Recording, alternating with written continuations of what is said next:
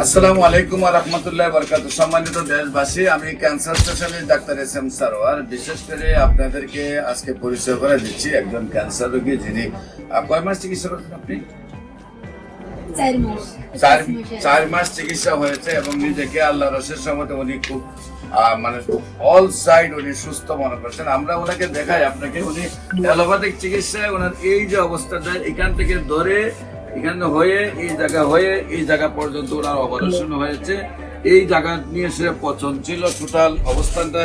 এখনো আপনার এই কালচারটা বোঝা যাচ্ছে, আপনারা ক্যামেরাটা ধরলে বুঝতে পারবেন যে ওনার কি অবস্থাটা ছিল। আপনি কি এখন খুব সুস্থ মনে করেন আপনাকে? আচ্ছা, আপনার নাম কি? কি নাম বললেন?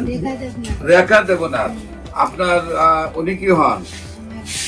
হাজবেন্ড। আপনার নাম কি? সন্তোষ। আপনার স্ত্রী?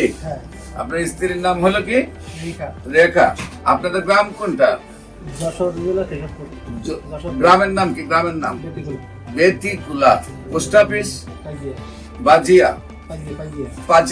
বাজিয়া থানা? হ্যাঁ, কেশবপুর। জেলা? যশোর। আপনার ওয়াইফের কিভাবে অসুস্থ হন এবং কিভাবে সুস্থ হয়েছেন একটু আপনি বলেন।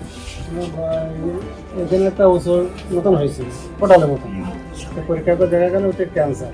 খুলনাতে পরীক্ষা করি ক্যান্সারে কী হবে, তো এখন করে ঢাকায় নিয়ে যাবো মহাকালী ক্যান্সার হাসপাতাল। মহাকালী ক্যান্সার হাসপাতালে নিয়ে গেলাম, সেখানে তো অপারেশন করলাম। অপারেশন করলে ওরা ট্রান্সফার করে ঢাকা মেডিকেল পাঠা দিলেন।